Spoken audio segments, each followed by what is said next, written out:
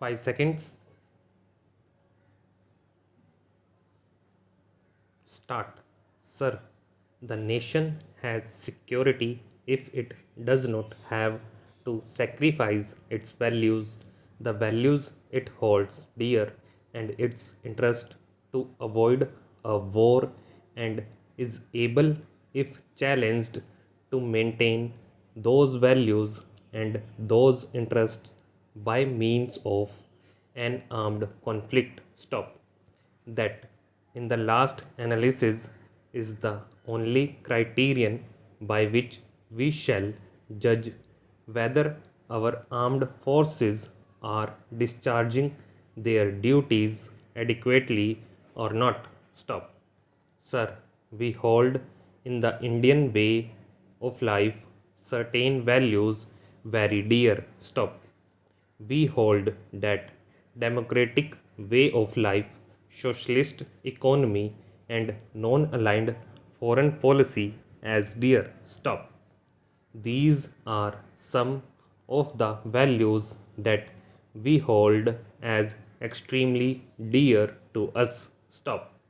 They are parts of our life and we inevitably hold on to them. Stop.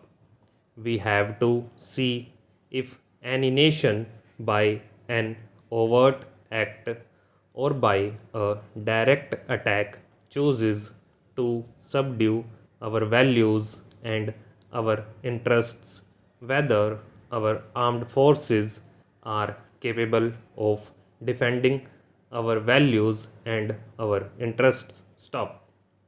Briefly glancing over our record in this respect over the last 25 years or so, Pakistan has made repeated efforts. Stop. Once even leading to a full fledged war to subdue our values. Stop.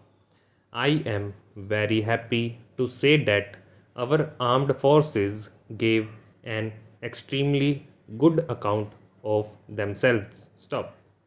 I would even go so far as to say that they covered themselves with glory in the fight they put up in defense of our country, in defense of our values, and in defense of our interests. Stop.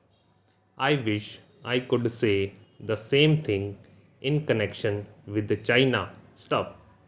China attacked us in 1962 and she continues to be in possession of vast areas of our territories. Stop. In 1962, we learned some bitter lessons. Stop. We were outarmed, they were better equipped, and also their intelligence was better. Stop. The point I am making is that after that, the lessons that we learnt from China have been well learnt. Stop. We are assured that, insofar as conventional weapons are concerned, we have learnt those lessons well, and we shall give a very much better account of ourselves should there be an occasion for it. Stop. But the question we have to ask ourselves is whether we have learned any lesson from 1963 when China exploded the first atomic bomb. Stop. We have to ask ourselves whether we have learnt any lesson in 1970 when the bomb was exploded by China. We were shocked a little, but we were assured that after all they did not have the means of delivery. Stop. What is a bullet without a gun? The question is, what are we going to do now? Stop. If we still feel that some power will come to save us from atomic attack, I think it may well turn out to be far worse than abject defeat. Stop.